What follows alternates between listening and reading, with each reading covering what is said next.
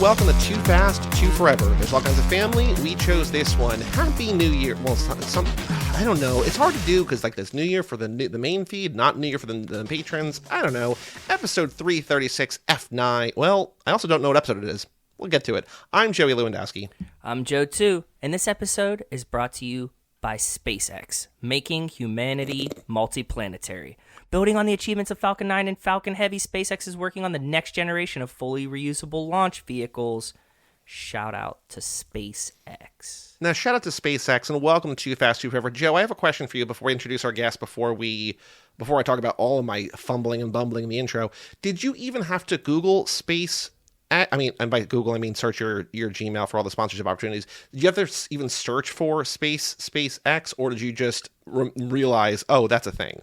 I mean, I had reached out to them at the beginning of the lap, knowing that this movie was coming up. I didn't get to talk to Mr. Tweet, but, one of his minions was like, yeah, we'd love this opportunity to sponsor this episode, so it made it happen. You know how it goes. I thought this was a Bing podcast. Sorry, I wasn't supposed to speak yet. No, I am a Bing. Okay. We're Bing. I'm Bing too. Bing love also Bing. cracked down on Bing rewards in a way that, like, the way that was doing things. I don't even want to get into it. This would be a full hour. Maybe we'll talk about it in the other episode recording tonight, which will have already come out. So we're recording this a little bit in advance because it's a Christmas week recording I don't know, whatever. And so we're not doing this. We're recording a little bit in advance. I don't know what episode number it is because maybe you've already heard an episode on Ferrari. Maybe you haven't. I don't know. Oh, yeah, I forgot about that. Go ahead. Okay. So I don't know what episode number it is. I don't know what exactly, because New Year's, whatever. Anyway, with us today, you heard his voice. You know him, you love him, hopefully.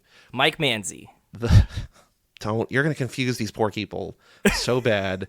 With us once again, the host of Uncle Francis's Wine Cellar, NPS I Love Hoffman, NPS I Still Love Hoffman, and High School Slumber Party, and High School Slumber Party AP, and Twilight Slumber Party, Brian Rodriguez. Hello, Brian. Oh, boy. Again, always happy to be here. You say all those podcasts, but it's been a year of not a lot of podcasting for me. Well, you've had more babies this year than you've ever had in your life. Very true. Very true. And maybe more than I'll ever have in any year. I don't know. Likely, I think if you line it up right, you could probably get a January and a November going. You know what I mean? Like you'd have to, or just have to twins. Plan. Oh, twins is a good idea. Yeah. They call those Irish twins when you do it in the same year. Twins. Yeah. Yeah. Irish twins. Yeah. But I won't be doing that anytime soon, trust me. But happy to be here for F9, a movie that saw in theaters with you guys. Yeah. So now, when we started recording, we stopped recording because Brian wasn't recording locally. Then he started asking us questions that should have been on there. So Brian, do you want to re-ask the questions before we talk about F9? Because we don't have backstory. We know you were with us when you saw the movie. We know your rankings. I want to get your full rankings when you finish all the movies in a couple of laps. But what questions were you asking us before we started recording? Because it's a good conversation worthy of honor to show our premier dedicated behavior. Well, now that you're not single, I was just wondering. What? Wow. Life was like what are you doing in your podcast evenings? Feed reveal? No. Sorry. No, it's fine. I asked you off air if you guys. You did not ask with that disclaimer. Well, I don't know, but so well played. I fucking love it. Okay, go ahead. I asked goddamn master at the craft. I asked you guys if you watched the movies still, right? This is you're supposed to watch the movies. You tell your audience you watch the movies. We do. But come on, everyone cheats on their homework a little bit, right? Maybe you don't have to. I mean, you probably don't have to for a lot of the films. For 1 and 2 at this point, I don't think that I ever need to watch those movies again because now we've done the minute for those. Those are your favorites. Yes, I'm just saying. I just know that I don't need to. At this point, I probably have the movie pretty much memorized. So I will say, there are parts of this movie that I don't really super remember. And what's weird is, so I'm looking on Letterboxd. So Joe and I have burned ourselves out in different ways on these movies, and we haven't threaded the needle yet. We still haven't skipped, but for F9, we watch this every single time, or I watch it every single time. So I've seen this movie now 10 times, which seems like entirely too many times considering it came out 2 years ago. But we banged F9 we did it with everybody really quick together. No, F9 was not super quick. It was slow enough in between that I wanted to rewatch it. I feel like F9 was the one that we were we're gonna die. Like we watched because we watch it watched like it every a bunch. month. Yeah. Right. No, that's what I mean. But it was long enough that I'm like, I'm going to rewatch this every time. And then Fast 10, I've only seen twice. I saw it once in theaters and then once when it was on VOD. Yes. And now I own the 4K and I haven't even watched it on that. But like, we're getting there. But we're getting there. We're gonna watch that in a little while. And my answer to this question is no. I absolutely do watch the movie every time. And I've admitted that there are some days that I have mailed it in and put it on in the background while I'm like doing stuff and not fully paying attention to a movie that I have seen a million times. But I make the effort to sit there and put the movie on and not listen to anything else while I'm doing it every time we record. And that's a very, very admirable. But like, yeah, we are premiere and dedicated. The recently non-single Joey is probably going to have nights where he's got to take his girl out, date your wife, date your girlfriend. You have to do that. And it's like, oh man, I forgot to watch Hobbs and Shaw. And I have to record with the diligent Joe who is on time, ready to go. And I don't have time to watch the movie. What do I do? It's like, you know what? I remember Hobbs and Shaw like the back of my hand. Spark notes. That's not going to happen. No. Also, you made the joke in there. I'm not going to forget that I have a podcast. I have to watch a movie for a podcast. Like, this shit's mapped out. Joey, you strike me as the guy who gets, how like there's the guy who gets a girlfriend and forgets all his friends? Are you the guy who gets a girlfriend and forgets all his podcasts? No, he just has a new calendar tab that's a different color that fits in the minute by minute breakdown of his life. Typically, Tuesdays I spend with her. See, there you go. By the way, hilarious. It's Tuesday, but hilarious. I know. Well, we switched because of that. Would have been hilarious though if you got a girlfriend and you were like, "Fuck off, everybody! I'm done with like not just even retired, like a warning just thing. hang my jersey in the rafters. I'm out. I was doing this for the chicks. I got one. Why bother recording anymore? I will say, Brian is so mean is the wrong word, but such a bully to me on podcasts. And then on a recent episode of Uncle Francis, he and Mike were talking about how if Letterboxd got you laid, I would have a harem. I'm just like, that is like the nicest thing Brian has ever said to me on any show ever. And I didn't say that. That was Mike, and I can't I was leading him into it. I was because I was like, I was like, certain keep going. People Yeah. No, I said certain people on this network would do really well if Letterboxd was a dating website, and Mike just went, "Yeah, Joey would have a harem," and it was great. Thank you for reiterating that joke because I didn't listen to the show. So thank you for sharing. Thank you for sharing it here because it was a really good joke. But the follow up though, to just asking if you guys watch every time, was sort of interesting too. Like there's some you probably have to. There's some you probably don't have to, but you'd like to. But you did mention something off air, and I figured we should mention it on air. This is the first time you said you've covered it since Fast 10 or something along those, or watched it since Fast 10, right? Yeah, like both. It's a different movie. Also, I'm not skipping these. I'm not watching these movies unless I have to. Like, I mean, there's some that I might like if it's on. I'm not going to turn when off. When we first started, I would let one play on TNT if it was on. At this point, I'm like, I cannot watch this right now because I know I will have to at some point, and I specifically turn them on. Like, they don't run on TV in the background anymore, for sure, for me. For me, it would bother me. This lap wouldn't bother me, right? What would bother me would be when they haven't produced new movies, and I'm doing it over again. So there is an interesting thing, and my big so this is, again, like we're saying, this is the first time we've talked about watch this movie, cover this movie since Fast 10 came out. I think Fast 10 kind of guts this, like this movie and Fast 10 both kind of gut this movie in ways like the Jacob stuff feels completely neutered because Jacob becomes family by the end of this movie and then dies. The fact that Mr. Nobody's not in 10, like there's so much about this movie that like we're like, ooh, I can't wait to see where that goes, and it doesn't go anywhere. And like Fast 10 does other stuff, but I feel like I'm frustrated by now, but ultimately where I'm going to want to get is when this is, I'm assuming this will all done, fully complete at some point. Done, yeah. Because like the farther we get from 8, the more there has been since 8, the more I like 8. Like, it's just like you sort of have to like come to terms with like, oh, they're not going to address that. They are going to address this. I like this character more or whatever, or you just get more used to the movie. But here I'm just like, ooh, there's a lot about this movie that like feels, incomplete or half-baked, or like, Justin Lin not coming back for 10. I don't know if they're bailing on stuff, but I'm with you, especially like one of the biggest notes that I had was like, where the fuck is Mr. Nobody? Because like we don't address it at all in 10. The scene with him and Han in Japan is so good. Yeah. And I mean, I know that we get Brie Larson in 10, but like... Not the same. It's not the same, and it doesn't address any of this shit, I don't think. So it's very strange. It's a weird context for this movie now. This is going to be a very weird and sort of nuanced question, but I have to ask it, right? Let's go through the entire series. I'm sorry, I want to do it. When the movie came out, did it feel like the most important installment of the franchise? Like right away. 1, obviously it's the first one, right? 2 just felt like a sequel. I love 2, but it felt like a sequel, right? 3 did not feel like the most important. No, not at all. Not at the time, not to them, not to anyone. Yeah. Exactly.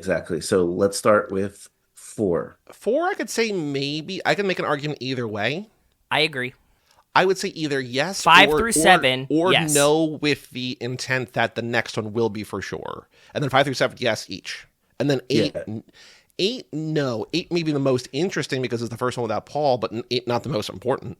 And I don't think anything since Paul died could be argued as like the most important until the final one.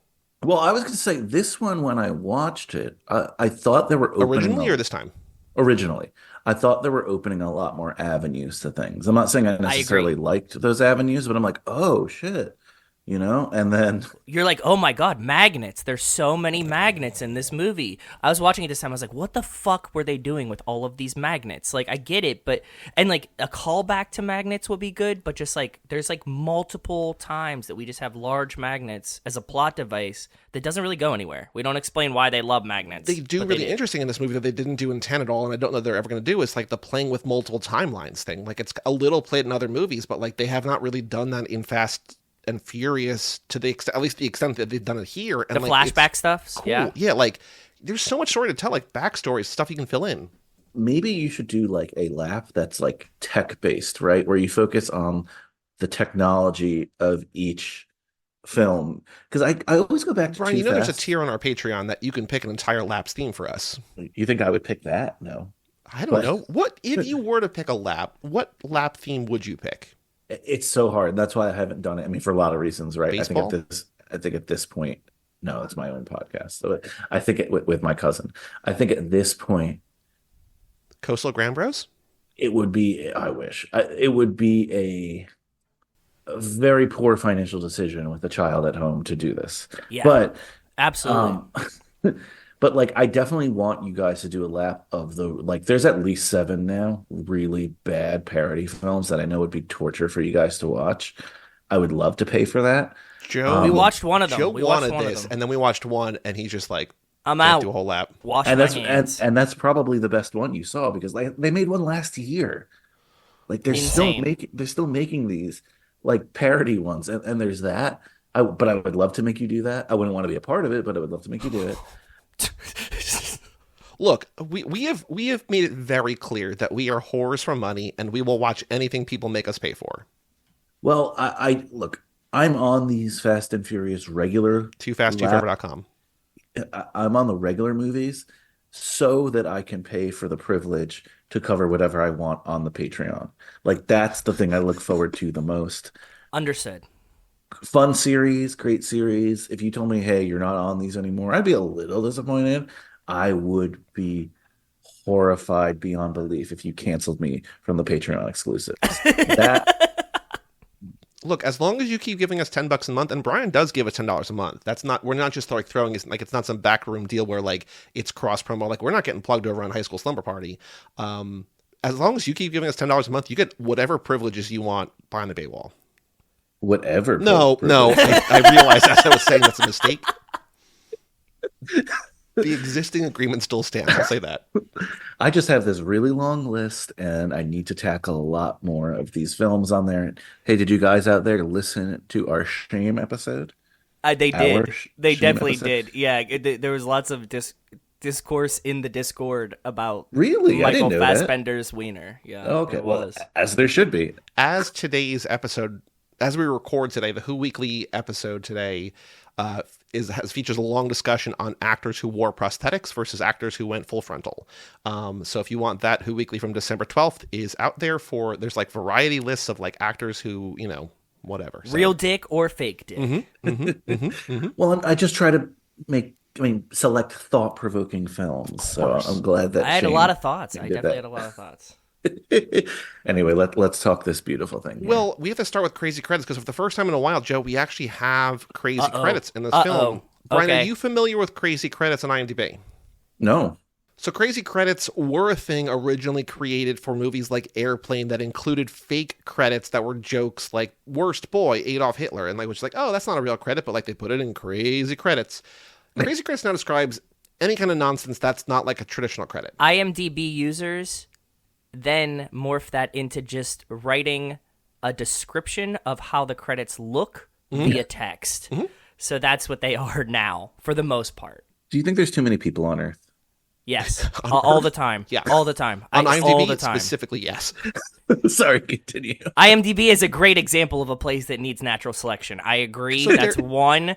Two, generally also yes. There's an interesting thing that I've been, because I don't trust IMDb a lot, but I was interested to see, because IMDb users, I imagine, are a specific kind of guy, typically, and I'm being Yes, stereotypical probably. here on purpose, who would have very strong feelings one way or the other about things like the Marvels or the new Lady season of Rick and Ballers. Morty. Or Lady Ballers. Right. But Ben Rick and Morty, Shapiro's movie. the new Rick and Morty, without Justin Roiland, people were bashing the shit out of the first couple episodes. They're like, this is a 1 out of 10, 1 out of 10. But then like it balanced out like, oh, some episodes are actually pretty good. And then the 8th episode, I went before I looked, it had like a 4 something out of 10. I'm just like, there's no way this is just like trolls. I'm like, oh no, this episode is awful. But It was? is a nice It actually was? It's bad. Okay. It's Okay. just, it's not funny. Even knowing the kind of, I'll say it, scum that lives on IMDb, sometimes you're like, oh no, there's actual things here that like are useful. Crazy Credits, not one of them. Crazy Credits, totally useless, but we're going to find there are 3 crazy credits for F9. Are you guys ready? Yes. Hit us with it. Ready? Number 1, a quick scene featuring the return of Deckard Shaw interrupts the closing credits. 36 people found that helpful. 2 found it unhelpful. Crazy. How crazy is that? Oh, Brian, the other Insane. thing is they're resoundingly positive. Everybody fucking loves them. There's like never more than 2 downvotes, and there's always like over 15 upvotes. I've been told in the past that I shouldn't criticize the demos that listen to these podcasts, but who is like upvoting and downvoting on IMDb? Like this Kate kind Hudson. of stuff. Yeah, that's right. She told us last time. It's her. It's Who? literally her. Yes. And she's like, I'm always in crazy credits. And we're like, what? Yeah. Oh, I also want to give a shout out to the Bravo Replay podcast. We had the host on the last episode who we're talking about now. We also now have the producer, the twisted mind behind Bravo Replay is our current guest. So, okay, crazy credit number 2. All right, this film marks the first time. This is I wouldn't say this is a crazy credit, but this is actually an interesting thing for maybe the first time in the history of this segment. This film marks the first time in the franchise that the title card is held until the closing credits. That is interesting. And I didn't 21 up, notice it. 3 down. That has more downvotes than the last one. Well, the last one, so Crazy Credits has also become a home for, there's the site aftercredits.com, which is what's after the credits, where, when a movie ends, I open up after post-credit credits. scene. And just, Yeah. exactly. It's just people, it describes what the credit scene is, and also, you can upvote or downvote there if it's worth sticking around for. And, the new Godzilla movie, it's at the end of the credits, he roars. It's I'm not sticking around for one more Godzilla roar. What are we doing? I love the movie. I'm not sticking around for the roar. Anyway, Makes sense. 21 up, 3 down. This one, I think, Joe, has the most downvotes I've ever seen. You were saying that they're always so positive? They're always so positive. This one, not as much. The third and final crazy credit. The 1990s Universal logo used in this film, but in an updated form. And that sounds like I misspoke, and I'm just reading verbatim. The 1990s Universal logo used in this film, but in an updated form. It uses the current Universal music and the Comcast byline. 23 up, 6 down. God, that one sucked. Crazy. I all hated it. It's not helpful. No, I Delete do it. remember being very excited when we saw that the first time, when we were like, oh, this is a cool thing. And then you start in 1989, there's a reason they're doing it, but how dare they reference their current owners? Ugh. Gross. It just feels gross. I agree. Yeah. So Brian, F9, you saw this with us. This is the second movie. Did you see Hobbs and Shaw with us as well in person? I did see Hobbs and Shaw. So this is the second of the three so far that we've all seen as a family. We've been there all three times, which has been wonderful.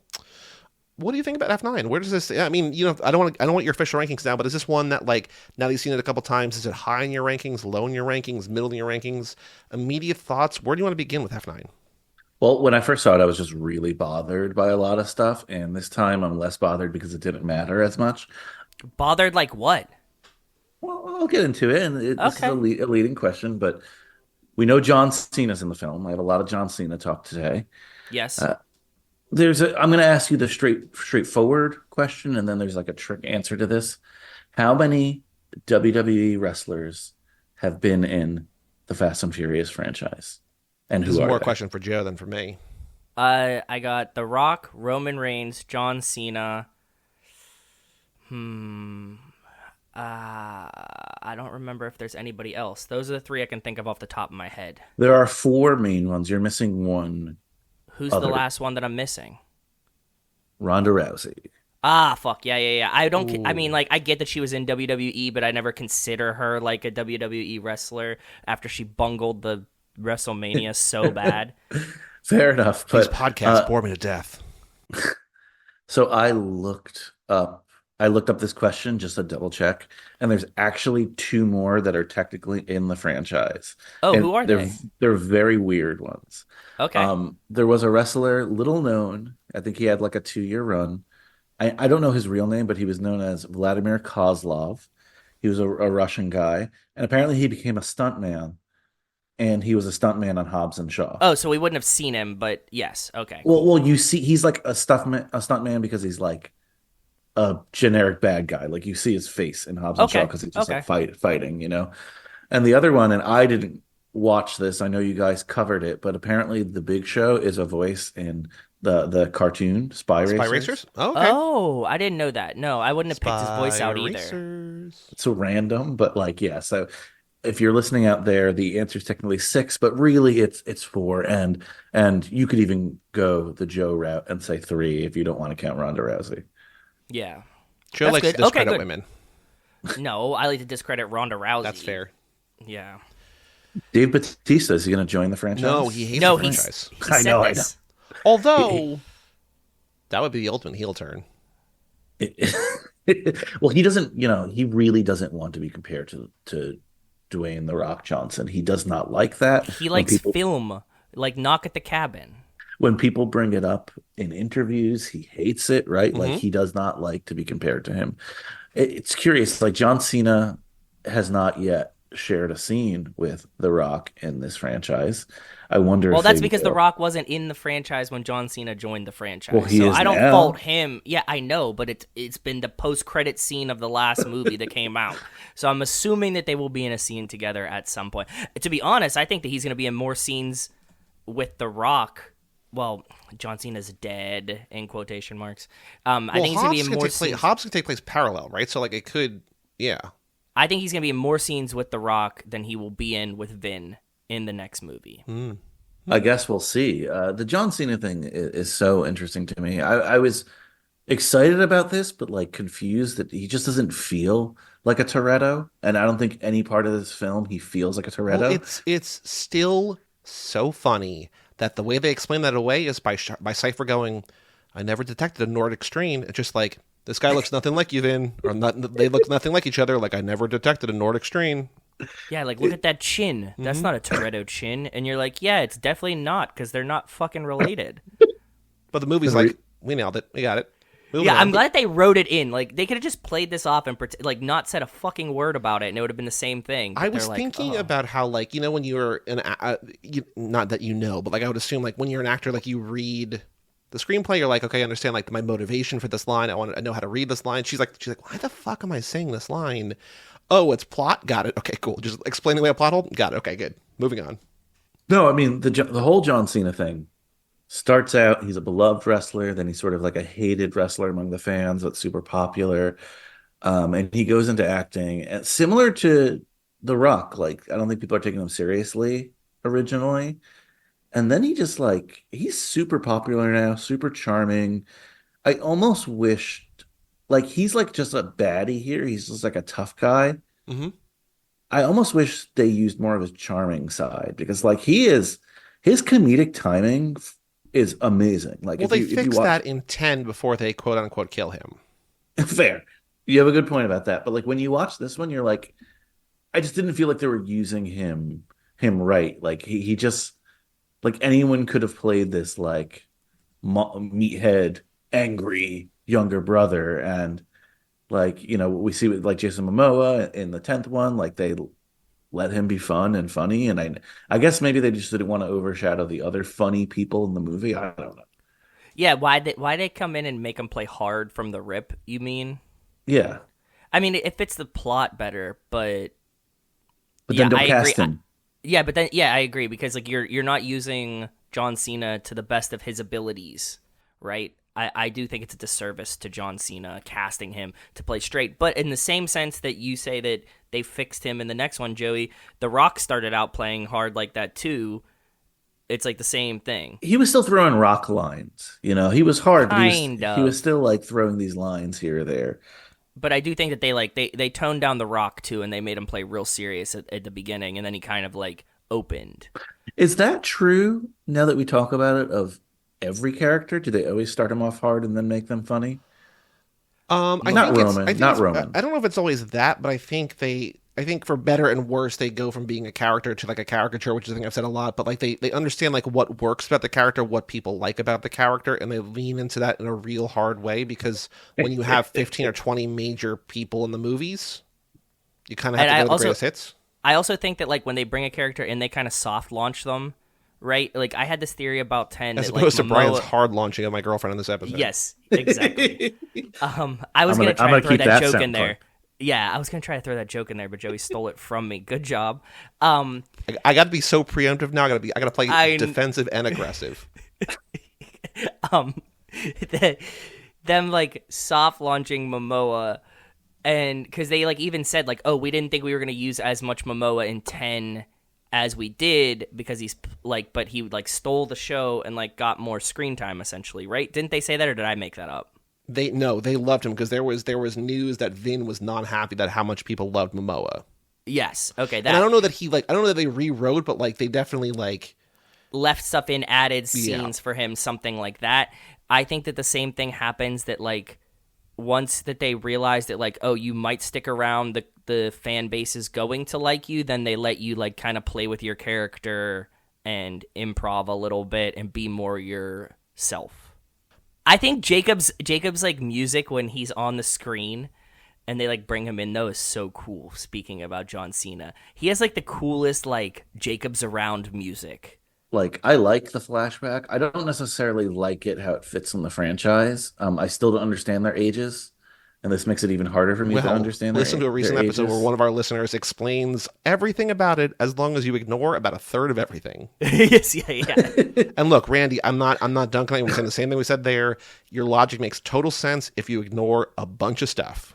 And they apparently did too. So I think you're on the same wavelength as the writers, and you're yeah. Yeah, like the timeline for this film makes no sense, especially with these flashbacks. It doesn't like Marvel will retcon things to make it make more sense. The more movies we get, to me, the stuff makes less sense. Well, they also keep retconning the same thing. They keep going back to the Han well. Explaining Han to anybody that's never seen a Fast and the Furious movie is the most fun thing you can do. You're like he's dead. Yeah, you're like he's dead, but then he comes back, but then they kill him again, but then he's not dead when they killed him again. So they killed him like 3 times. But he's still alive.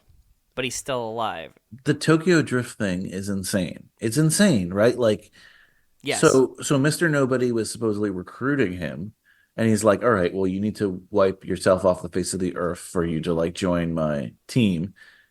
But let's not do that. Let's not stage that. Let's wait till someone tries to kill you and then just kill you harder. Like that's a really risky proposition if you want someone for your team, right? Like you have a legit assassin after you, someone who's like one of the best killers of all time in this franchise after you trying to kill you. And Mr. Nobody in his cocky ass way is like, yeah, let him almost kill you, but survive that so you can join my team. Like, it's just a very risky way to go about things. Well, what's also weird is that they nailed the retcon in a way that feels impossible to think about. But they're like, no, Tokyo Drift just takes place later. Like, it's fine. Don't worry about it. Like, they did that in a way that shouldn't have worked, and they did it so well, and then they keep going back. The first one, the first time, yeah. After he dies in Tokyo Drift, people are like, no, we loved him. They're like, okay, cool. We're going to do 3 more movies before then. And, like, that shouldn't work, and it works so well. And then they're like, well, now we're retconning it again to say Jason Statham killed him. Well, now we're retconning it again to say that he's not actually dead. It's just like, guys, stop. You figured it out. This is more of a conversation with 10, but part of the series, I mean, I know no one else cares, and I know people love this part, but part of the series, I don't want to say it's ruined for me, but like the stakes are lower because I don't care when anyone dies on screen anymore because there's a good chance they're coming back. Like the cliffhanger for the last one, I'm like, okay. Well, this movie also in particular feels like it really wants to kill someone. It does. It really does. It really, really does. And it's like probably Mr. Nobody. And you're like, okay. Well, Dom tries to kill himself to save the family. A car looks like it falls on Roman, doesn't fall on Roman. They talk about the whole invincibility thing. They're talking about like we're not invincible. Like they sacrifice themselves in space. You know what I mean? Like the movie keeps doing things where like, no, this is the one where somebody dies. Like more than any other movie recently, they're just like, no, someone's going to die here. And they don't. No one dies. No one dies. Everybody lives. And again, and watching this after 10 as well, like knowing what happens, like, look, I could still watch a movie in a franchise, and if there's suspense, even though I know that they survived the sequel, I'm still like, oh shit, right? I didn't care this time. Like, it's not that I didn't hate the movie. Like, I actually found some things fun and funny, and I know it's dumb. I love when they go back to the Tokyo Drift guys. I love what they've become. The silliness that like they took early 2000s culture and they just pivoted to like be science nerds essentially and get people to space. Like, I don't know. I liked seeing Sean and the gang again, but other than that, like there were just moments where like hot take. I don't think your listeners are gonna like this. Like I completely almost tuned out on all the action in this franchise when I watch it. I've gone to that point a long time ago, but I don't pay attention to any of the action. Like once I see it after like the first 2 times, I'm like, okay, there's a fist fight scene. Like the push, push, push, push. I just like start looking at my phone, whatever, and I wait for the dialogue blank. again. Yeah, agreed. Yep. There is before we fully leave the retcon conversation, I did have a thought while watching this movie that like when they first they think they're finding Mr. Nobody, they just find the wreckage, they find the clues that he left them, right? They say, Roman, go look for him. And he like goes and he comes back. He's like, nothing's out there, man. Like, I'm like, this feels like a moment where in a future movie, they can show Roman actually running into Mr. Nobody. He's like, shh, I'm not here. Like, let's like, whatever. And I'm like, I don't know if they would. I don't know why they would. I don't know, to what end that would happen. But it feels like that's a moment where they're like, well, we don't see where he goes. The camera doesn't follow him. There's nothing probably out there. But like, it feels like, let's see what Roman sees. Even if it's not, you know what I mean? Like, it's weird. I think it's weird to me that they send him off screen and we don't follow him. It is weird. I agree with that. Yeah. If you asked me if I remembered that happening, like before you just said it, I wouldn't even have remembered it. I also agree with that. That's why you don't watch these movies. Astute observation. Honestly, you got to watch it every single time. I do, but I was just saying, I'm just saying. Like, I'm not saying that to you. I'm saying that to Brian. Yeah. I mean, it's a good point. Like, even though I've seen this 10 times, like the whole, like what we were saying before, like the Han, Mr. Nobody, L stuff, like the scene where the 4 of them are in Japan, like the Letty Mia L Han, like I remember that happening. I know that's a part of the movie, but like I don't remember the details of those in a way that I feel like I quote unquote should. And that stuff feels new to me. And like that's the stuff, Brian, that we've said a lot, that like it's not the action, it's like the backstory, the lore, the explaining why we're here, seeing characters paired up that we don't normally see paired up. Like L's not in Fast 10, Mr. Nobody's not in Fast 10, Mia's barely in these movies at all anymore. Also feels weird, yeah. It's like seeing these characters together, like, because that's a cool group. Like, letting them be together is cool. Then adding in L, this new badass young woman that we don't know, and then having Mr. and then Han there too, which is like, this is super cool. And then like, you know what? We're never gonna do that again. We're just gonna put all the brown people together. It's like, why? What? Well, true. I love sitcoms, and one of the best things about like ensemble sitcoms, or the most effective things, I should say, is when they switch it up. Let's take like Friends, for example, right? Like episode one is going to have Ross and Rachel doing one thing, Chandler and Monica doing one thing, and Joey and Phoebe doing one thing. Episode two, different pairs, and Yep. they're doing Yep. different hijinks ensue. So like that is the formula for any kind of For ensemble sure. comedy stuff. And look, these movies are largely comedy, so like it makes, I mean, maybe ensemble everything, like that's the formula for it. So you're right, like those, that's the stuff I really love. I can condense the movies and just make it about like the people. Well, because there's a moment at the end here, like at the very final barbecue, right, where like Ramsey shows up and Mia's like, "Oh my God, you can finally meet Leo, right?" Or Santos, I don't remember which one of them's there. One of them's making this Santos. terrible food, and Santos there, and she's like, "Oh my God, like so nice to meet you." And then I'm like, that'd be so cool if like they became friends and like she started dating him instead of dating Ludacris, like Tej or Roman, because like they've been throwing themselves at her, like just Yeah. and then immediately, nope, she just goes and sits down by Roman and Tej. It's like, I understand that you're gonna sit by your friends at your barbecue, like, you know what I mean, but like, you don't have to resort to that immediately. Like, mix it up a little bit. In a scene that means nothing, that's just like people hanging out, why resort to the lazy thing? I don't know. Do you think that this franchise is capable of having a complete flop? It's related to what you said. Is it possible? I mean, possible here, or is it just like they're printing money Flop at in this what point? sense? Like it does not make money. Like it doesn't make its money back or whatever. Like in a serious way. Well, people thought Fast 10 was going to be a flop, right, Joe? And then, like, it still made, like, $1 billion or whatever. They're like, not good Yeah, enough. they were like, this one sucks. Nobody's gonna go see it. It's played out, and then it was like, it still made a bill. Like, I think with the global market, no, Brian. The answer is no. It's only floppy because it costs, like, $350 million to make. Exactly. And I don't mean a flop like that. Like there's so many movies that like Ant-Man 3, everyone was complaining about, oh my God, what a flop. But like it still made its money back and then some. Like there's a lot of Marvel movies that do that. And I guess that they're like disappointing, but I'm talking about like something in the franchise where they'd be like, oh shit, we can't just do anything. We need to focus on what's good here. Like, is that possible at this point, or are we beyond that? No, we're beyond that. It's gonna ride out, and it's like it's fucking James Bond, dude. They're gonna make them until they don't want to. Like, I don't think Marvel movies, same shit. Yeah, I don't think they're ever going to hit the high water mark of Fury 7 again, which made like 1.3 billion or whatever. And I also don't think it's like Endgame where like when the final one is going to make like $2 billion. It might make more, it'll probably make more, but I think that it's just like there's like slowly not bleed. They're like core fans are dying out. They're finding new fans. They're like adding. Oh, there's now Cardi B fans or whatever who go see the movie. You know what I mean? Like Jason Momoa fans, yeah, Brie Larson fans. Yep. They're just gonna keep like cycling. Let's ask the old Neil Young, Kurt Cobain question. Is it better to burn out or to fade away? Right? Like, is this franchise sort of going to end on a fadeaway note? Is it gonna It's gonna fade away. this It's not podcast gonna relies burn on out. fade away. We can't have we need a long tail on this bad boy. I don't think you can burn. There's too many people for it to burn out, Brian. You would need like everyone to get canceled all at once.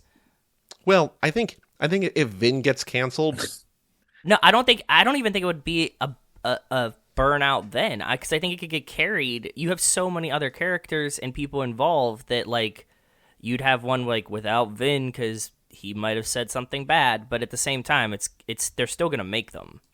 Even without his creative direction, they're gonna make like another one to finish it.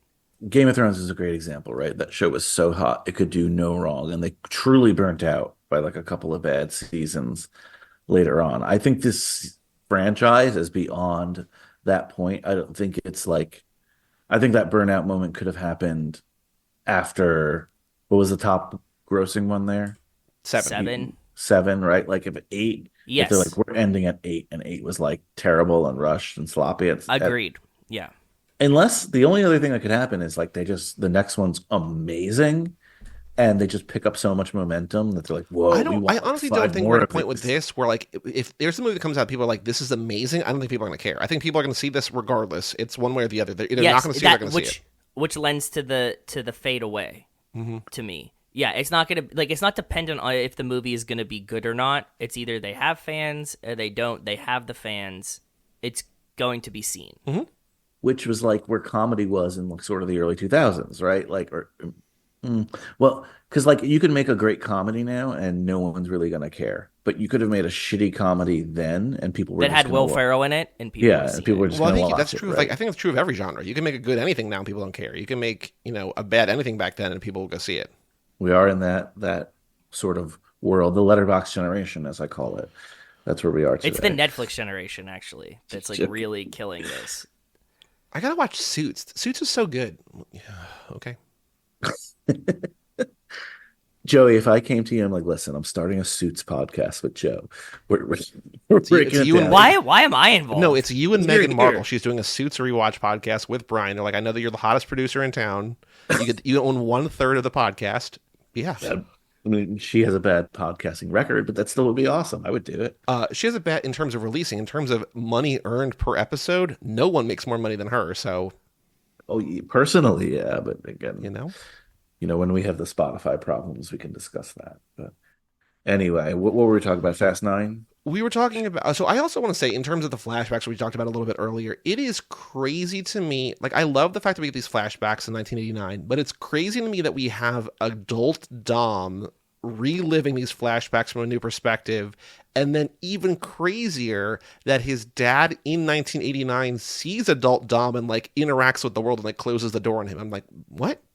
Like, you don't have like young Dom, because like young Dom would have the same. I know that we want Vin Diesel, the actor, there to have the emotions, but like when he walks into his dad having a conversation about like how in debt they are and how they need to throw the race and whatever, and like the dad sees him and closes the door, it's like, movie, what are we doing? I liked it. It was kind of reminiscent of when Dom has that like Willem Dafoe and Boondock Saints moment in 4, where he like relives the Letty crash that he wasn't at. So in that sense, I kind of really like that. People aren't interacting with him in that world. Like, it's not like the car swerves to not hit Ghost Dom in the flashback. Yeah, but that's not like the dad isn't interacting with Dom. Dom is he's remembering what actually had happened. Oh, I know. I'm just saying what the movie shows us is Ghost Dad closing a door on Ghost Dom. That's one take on it. Yeah, okay. Fair.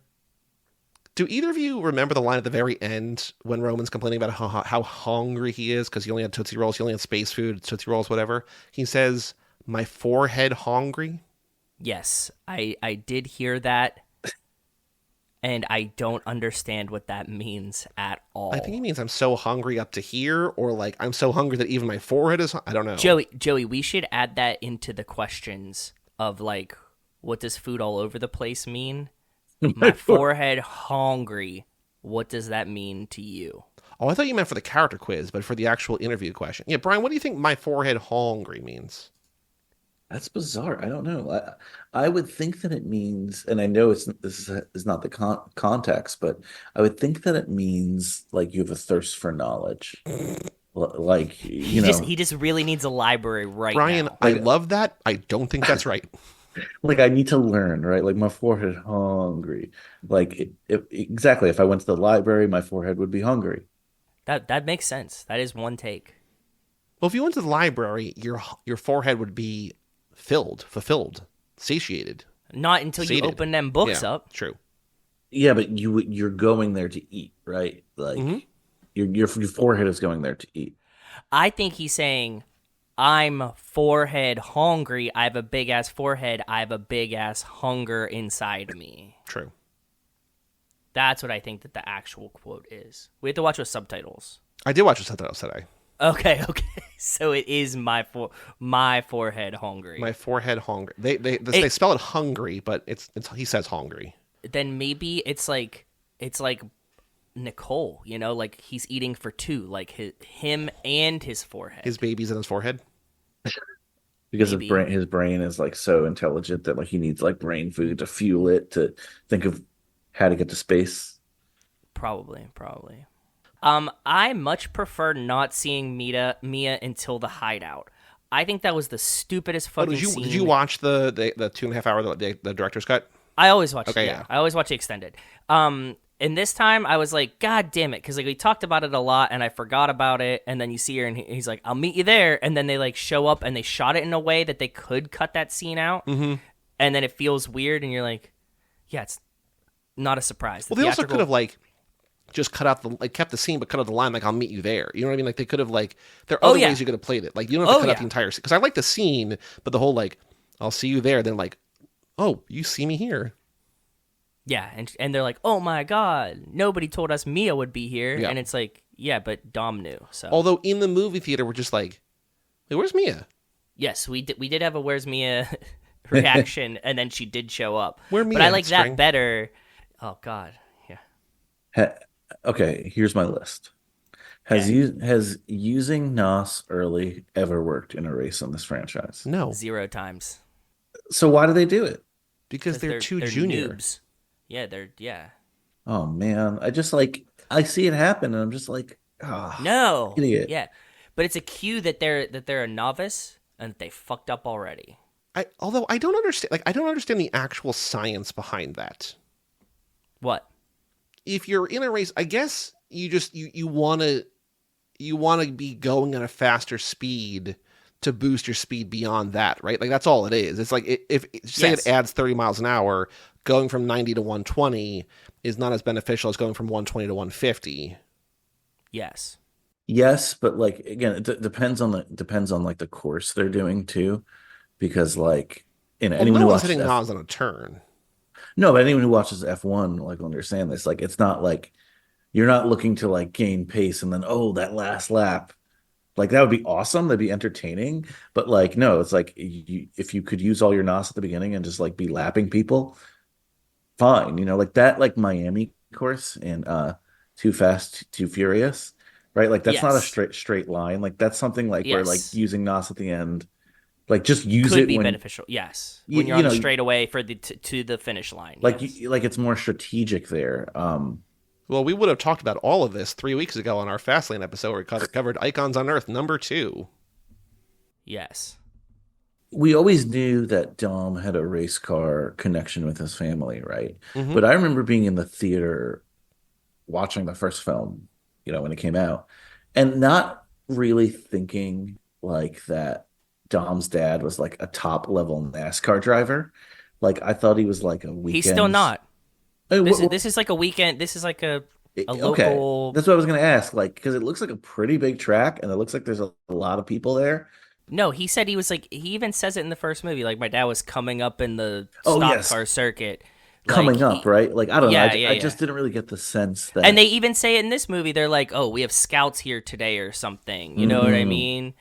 Like he's Okay, not. It's not a. okay. It's like some amateur thing that he like might get a pro bid from. Seems pretty old to be doing that, but you know. Well, he's 14, Joey, in this movie, based on the math. Don, Because like I wasn't really understanding that because like if he was like a top level NASCAR driver and this whole saga it's not happened, that. like we're It's not talking that. about something way different. no, it's definitely not. That part they did explain. They definitely had that part down in the writing. Yeah, the what is fine. It's always the when that's the question.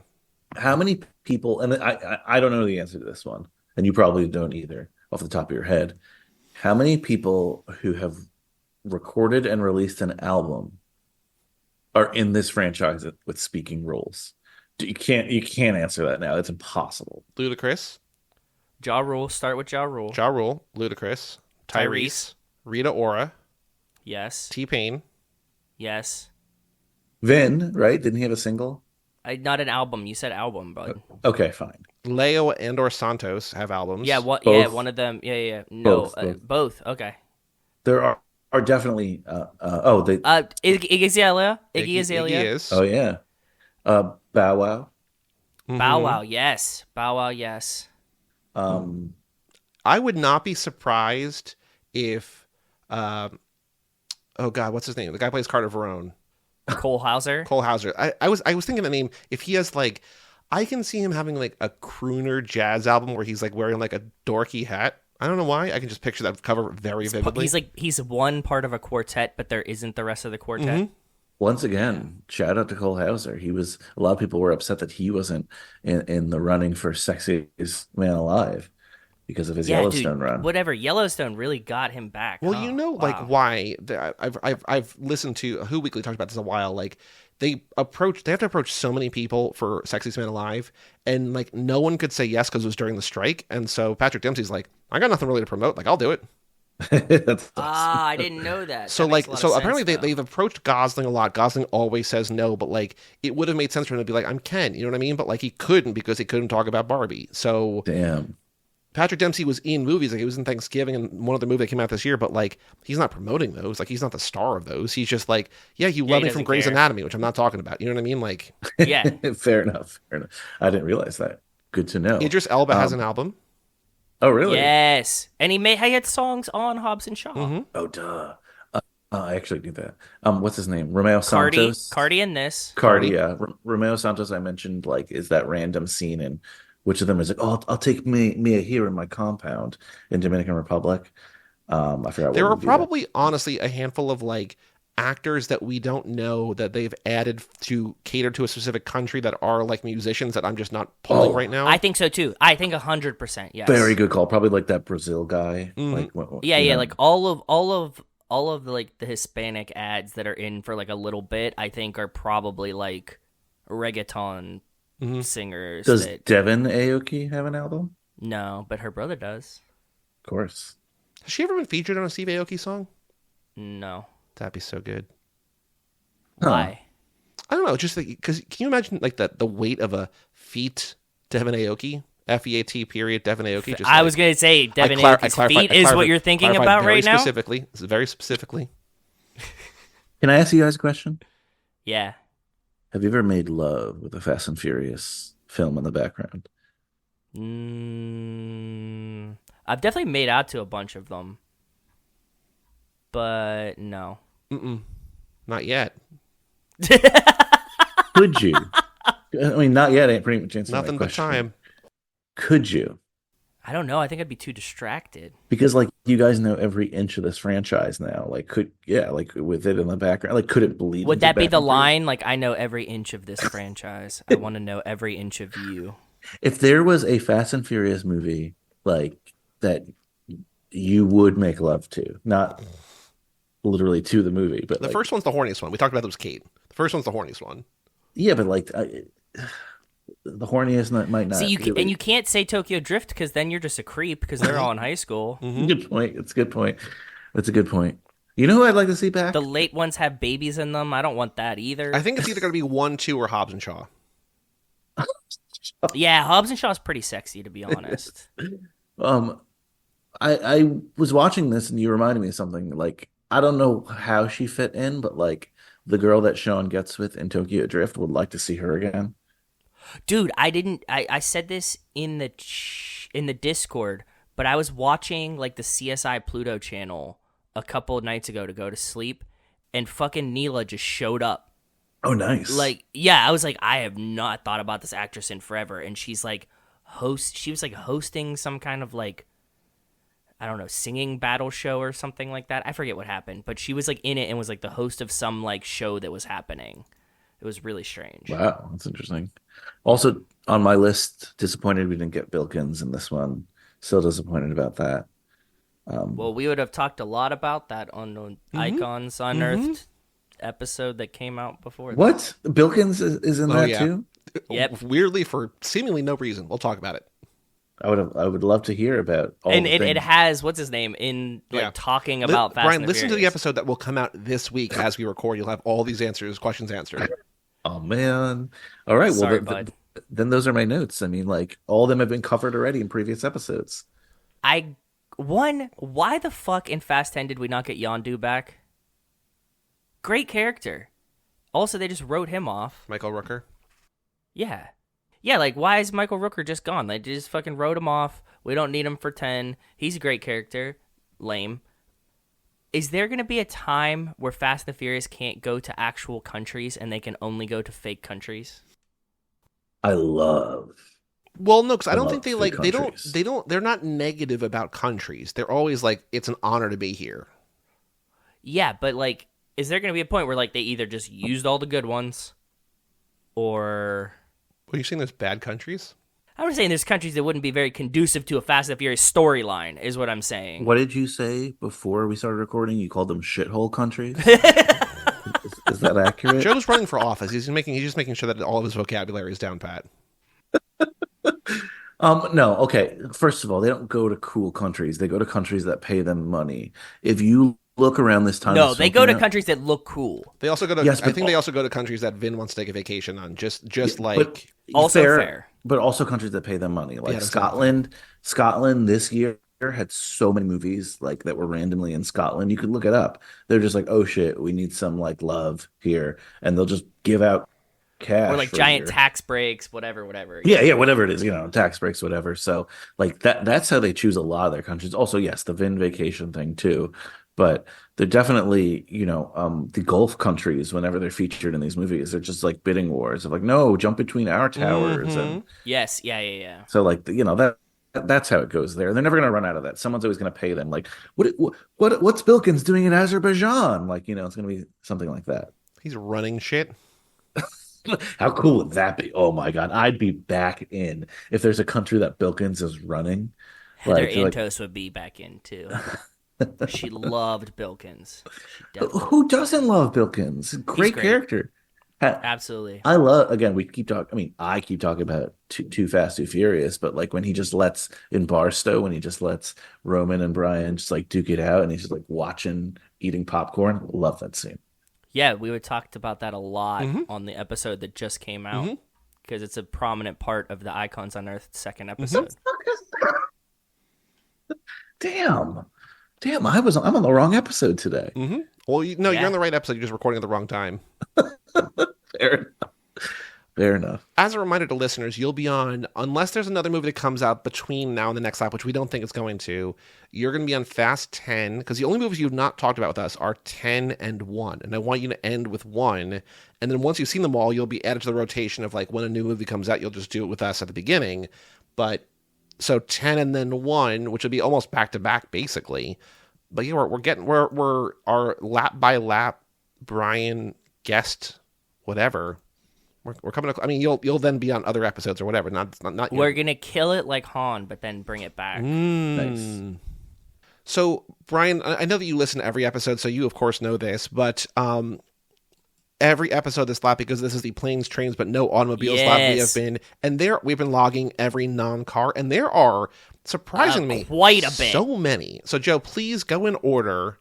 Every non-car vehicle. Correct. Yes. Tractor. Well, before that, I had, it's not a car, it is a car, but I wrote down race car as well. But yes, tractor is the first one definitively. I discounted race car because I was like, that is just a car. But yes, stock car, yes, if you want tractor. To get specific. Tractor definitively that they're working on, yes. Yes. Letty's Harley. Yes. Military plane. Cargo plane, yes. Roman's military vehicle thing that is not really a car. Are those all of the, like, the military grade stuff, like when they're in Monte Quinto, all those things? No, Roman specifically, and then the dune buggy things, too. Okay. Helicopter. Okay. Possibly and then I started paying attention to the movie, so I forgot. So if you have any in between? Well, I have, like, there's the thing that, like, when Jacob does the thing, like, he's got his, it's not a drone, I don't think it's the plane, but his, like, sort of futuristic military plane. With the magnet? Yes. Yes, yeah, but I don't think Jacob's driving that. I think like Cypher is flying. Well, that's what. Whatever. Okay, exactly. I got you. Yeah. There's also the military jet that the Tokyo Drift Boys are racing against. Yes, that and the rocket car. Yes. Fiero in outer space. No, before that. Oh, is Jacob ziplining? Oh, we've talked about this. I'm not sure how to feel about this. Is a zipline a vehicle, Brian? It's not a powered zip line, right? Are there powered zip lines? Well, that's what I'm asking. I mean, there could be. Wait, yeah, it depends on your definition. Like, do you count like? What is your definition of a vehicle, Brian? What's mine? Like, I was thinking you meant a powered vehicle, like a glider wouldn't count. Would a bicycle count? Yeah, but there's a machine element. I guess there's a machine element in a glider too. What about a horse, Brian? Oh, does a horse count? What about a skateboard? You know what? I guess the zip line would count if the Definition is something that helps you get from point A to point B. We're asking you. Mm-hmm. We're not giving you a definition. We're just asking you what a vehicle is and what would count or wouldn't count. What's the definition of a vehicle? Let's ask ChatGPT. We've never looked. No, we know. We've never asked it. We don't want to know the answer. We just want to argue about it. This is good content, guys. Like this is like, why is this not behind the paywall? Like then you'd get a lot more patrons. Brian, we've had this conversation like every single episode. Well, I'm asking, you didn't do it when in my Armageddon episode. Well, that was very early in the lap. We didn't have the argument really lined up yet. Like locked in. Although this is something that like Joe and I are not arguing about because we're both equally confused as fuck. Is a kite a vehicle? Don't know. Hang glider. The hang glider. Hang glider is essentially a kite I that don't you think a ride. kite is because you're not riding a kite. Like a person's not on a kite. Now, if you strap like a gerbil to the thing, Yeah, it would be a vehicle for the gerbil. Mm-hmm. Yeah. what else do you have before Fiero in outer space? Rocket car, the plane that and the plane that Sean is flying. That's where I caught back up. Okay, yep. And then there's also, while they're doing that and they're doing like the race on the ground, there's like the military vehicles. Yeah, and the rocket ship that they send up. Uh-huh. There's also the hauler-esque vehicle like we had in Fury Truck 7. thing. Mm-hmm. I have that, yeah. And There's a last satellite. one, what do you got? There's a satellite, which is not really... There's nobody on the satellite. There's nobody on Okay. that satellite. Well, there's the International Space Station. Space But is that- station, yes. How is that a vehicle, a space station? It's a means of conveyance in outer space. Does your house move through space? Yes, everything moves through space. True. Ooh, That's a he's good house point. vehicle. I like that. Yeah, is a house a vehicle? And then my last one is Charlize's drone. No, one Wait, more. but it's called a space station for a reason. It is stationary within the construct of its environment. It is not. But a vehicle. everything is moving through space. You just said. But yeah, but that's why you can't say that it is a vehicle. You're just arguing with yourself here. Hoisted petard. Vehicles get there. And the last one that I have Yep. is during the hauler roll. We have a lot of cranes. Sweet. There's a lot of weird Are cranes vehicles. If they move. It has wheels. So everything with wheels is a vehicle. Could be. Is a windmill a vehicle? Does a windmill have wheels? Yeah, internally.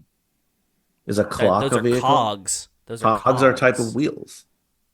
Brian, it's like you don't even understand what we're talking about here. I thought we were going to have an intelligent conversation, and Brian just asking stupid-ass Fucking questions. everything up. Do either of you have any thoughts about F9, or should we play This Ain't No 10-Second Race? I really hope that we contextualize some of what the fuck happened in this movie later, because it didn't do it in 10. That's what I'm thinking after watching Not this. that I like this one less, but I was just like, I was disappointed by like how dismissive of a lot of this Fast X seems like in retrospect. But yeah, it doesn't care about any of I this think movie. the farther we get, just the more some of this will come into focus, or be like, Hopefully. or like we'll be like, oh well, Elle's never coming back, but it was cool to have her in that one movie. You know what I mean? Like the fact that it's pending is frustrating, but like one way or the other, it'll be better. I think so too. That's a good thought process on how I feel too. If you never get another Fast and Furious movie, would you be disappointed? Not disappointed that you're not getting another movie, but like, would you be disappointed in the series? If it ended right now, Yes. yeah, There's no closure. There's just all opens. it no literally close. ended on a cliffhanger. You need a concrete ending.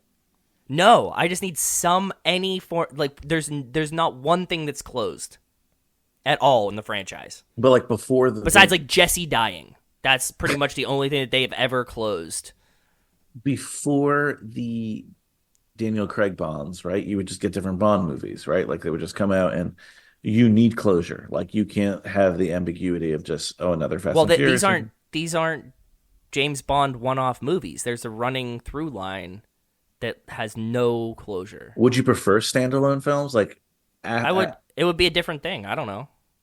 after they conclude this and they're like, all right, we're just going to make standalone ones now. I want Sick. Give 'em to conclusion to the main franchise, and then I want 1 million more standalone movies. I want laps to be 8 years long. Nice. Well, you got to do this forever. This is a part of your life.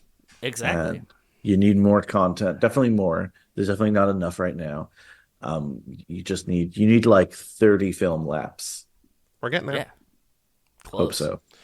my All right, wish. we have one more thing to do. It's called This Ain't No 10-Second Race, a.k.a. Boy, Do We Have a Podcast for You. Boy, do we have a podcast for you. Come and check out our show. Yeah, yeah.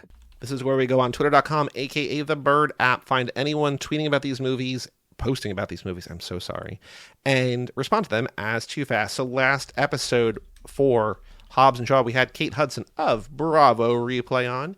Joe, I found Bonji at Bonsai Brandon. I think the funniest thing about the Hobbs and Shaw film was that The Rock... Wait, no, that's not... Oh, sorry, that was Kate's. I found Ricky Valero at Ricky Valero. I am beginning to wonder when Fast 11 will come out because I heard they are doing Hobbs and Shaw 2 before they begin filming Fast 11. With that, we are probably looking at maybe 2026 before Fast 11, ? And I said, we've tried to figure this out so many times, we have no idea either. The longer we wait, though... Oh, because this guy also loves Zac Efron. The longer we wait, though, the sooner Zac Efron can replace Scott Eastwood as Little Nobody, though, right? Boy, do we have a podcast for you. Nothing, swing, and a miss. Joe, you found Stens at Stens Simp TM. Hobbs and Shaw soundtrack is an absolute banger, LMAO. And we said Stens, we were just watching Hobbs and Shaw and had the exact same thoughts. It may be the best soundtrack in the franchise. Boy, do we have a podcast for you. It got a like from Stens, so Joe gets 1 point. Bing. Nice. Kate Hudson found Bonji at Bonsai Brandon. I think the funniest thing about the Hobbs and Shaw film was that The Rock reads Nietzsche while chugging raw eggs, the picture of Hobbs making breakfast. And we said we'd chug raw eggs. Oh, right, I forgot. Kate made this weird. We'd chug raw eggs with you and The Rock while reading Nietzsche any day of the week. Winky face emoji. Boy, do we have a podcast for you. It got a reply from Kate Hudson who just said, nice, thumbs up. But I also realized, we talked about this with her on the episode, her account is private. So, like, Bonji would never have seen that she responded at all. Exactly. So she was like, I want to do this just like, boost, whatever. It also got a like from Kate Hudson. So Kate gets 0 points, unfortunately. Joe, you got 1 point, which is huge. That's huge. We haven't gotten points in a while. Yeah. I think you got one last time, too. I think you're on a 2-episode streak. Fucking A. Do it. Brian has never once gotten points in this game. He's gotten points for charity before. I know that. Charity's gotten points. Remember, I always play for charity as well. All right. Yeah. So I have a tweet. Do either of you have tweets yet? I do, and I have a good one, and it needs to get out quick, okay? Okay. I need to go first. I'm just go. Taking my things. I'm trying a new strategy here. This is from BW Carlin at Bailey Carlin. There are few groups of people I feel worse for than the dorks and losers who do not enjoy the masterpiece that is the Fast and the Furious movie franchise. This was 3 hours ago, and Bailey was responding to people. The pressure's on. Yeah. We could not agree more. But you know what? We always have room for dorks and losers to become family. Hashtag. Boy, do we have a podcast for you. Bailey, we could not agree more, but you know what? We always have room for dorks and losers to become hashtag family. Boy, do we have a podcast for you. I'm trying recency bias. That's what I'm trying this time. That's my strategy today. All right. I have one. I love the content of this. I don't think, like, the timely nature of that feels very viable. You know what I mean? Yeah. Mine is from a month ago, but this, I think, works. I think this is really good. It's from Lady Dahlia at ETKRA. I get, maybe it's just her name. I don't know. Still thinking about how Mr. Nobody sends out a distress call on F9 and Toretto and his friends complete the mission, but they never even bother trying to find or rescue Mr. Nobody. They've completely forgotten about him by the end of the movie. Yeah. And I'm going to say, Lady Dahlia, we complain about this every single time we watch any of these movies now. When is Mr. Nobody coming back? Boy, do we have a podcast for you. Excellent. Nice. Okay, the first one I'm going to play for myself here. Brian's first tweet for himself is from Josh Tennant, Snowman, at Josh Tennant. You must be John Cena from F9 if you think we fucking me. And then it's a picture of John Cena in front of his Mustang from the F. What do you want to say, Brian? Is this for you or is this for charity? Which one did you say this is for? He said for him. This is for him. I guess we fucking... Boy, do we have a podcast for you. Fucking. Okay. Fucking. Yeah, it's fucking no exclamation, like no, it just FUCKIN, no apostrophe, Joey. So. Oh, I'm getting rid of all punctuation in the entire tweet. Perfect. And this one is for charity. Would you like me to read this one? Should I say I guess we fucking, or then I guess we fucking? Then I guess we fucking is probably better. Did you send it, Brian? I feel like between Kate's weird emojis and then this one, we've never been closer to like someone being like, this is offensive. Not that they're going to. Brian's one for charity is Delulu Lemon. I love Delulu. Do you guys know Delulu? Like, just no. It's the way that Gen Z is saying delusional. They're just calling it Delulu, which is I think is very funny. So this person is Delulu Lemon at Might Ashwell. No spoilers, but my fiance said Fast 9 is in space. Can you please confirm? So 83 views, nobody confirmed. So let's confirm for charity. Let's say. And this was March 4th. Oh, yeah, I like that. I like that. Can confirm. Can confirm boy, there is space in F9. Exactly. Boy, do we have a podcast for you. Excellent. Excellent choice. Love this one. I feel like charity might get this one because that person's Delulu's going to appreciate it. No one confirmed for her. Yeah, you're just talking into the cloud. Brian, thank you so much for joining us this evening. It's always nice to talk to you. What do you have to plug, aside from Bravo Replay, or including Bravo Replay? What do you have to plug? Ooh. Joey's in a new relationship, so everyone say congratulations to him. That's what I have to plug. No, Bravo Replay is just a podcast I produce. So if you're into Bravo things and you like me for some reason and you want to hear my voice on it, you're not going to get it there, but do listen to it if you do love Bravo. It's a trivia podcast, which is, I was thinking about this, guys, like there aren't a lot of, like, I love trivia. I would love to do trivia podcasts. There aren't a lot of things that I would like to do trivia podcasts on. Like what a corn, like I have a sports trivia Mets, podcast. Friends, like, yeah, Frasier, all well-trod territory. Yeah, exactly. So, but I love a good trivia podcast. So love this here. So stay tuned for Brian's troll podcast in 6 months, the Fast and Furious trivia podcast. Ooh, good idea. I didn't think about that. No. When does this episode come out? January 2, 2024. You know, it's a new year. Listen to High School Slumber Party. Listen to Uncle Francis Weinsteller. Hope to, be more in a regular rhythm in 2024. Hopefully I don't have another baby then. And I can, or maybe I will. I will welcome with open arms. Regardless, thank you guys for having me. Really, really appreciate it. And, that's it. Just, you can actually don't follow me on the X. I really don't care. Just follow me wherever. Bye. Joe, our next episode is Passenger 57, unless we have a Ferrari episode in there somewhere, but Passenger 57, the next regularly scheduled episode. So come check that out, the Wesley Snipes vehicle, Passenger 57. But for all things Too Fast, Too Forever, go to cageclub.me, facebook.com/TooFast2Forever, or at TooFast2Forever on Twitter, Instagram, YouTube, anywhere. Email us, family@cageclub.me. Check out our Patreon page at TooFast2Forever.com and our store at cageclub.me/shop. And come back next time for Passenger 57. I'm Joey Lewandowski. I'm Joe, too. What's the vehicle in Passenger 57? He's on a plane, and we will tell you all about it when we see you again.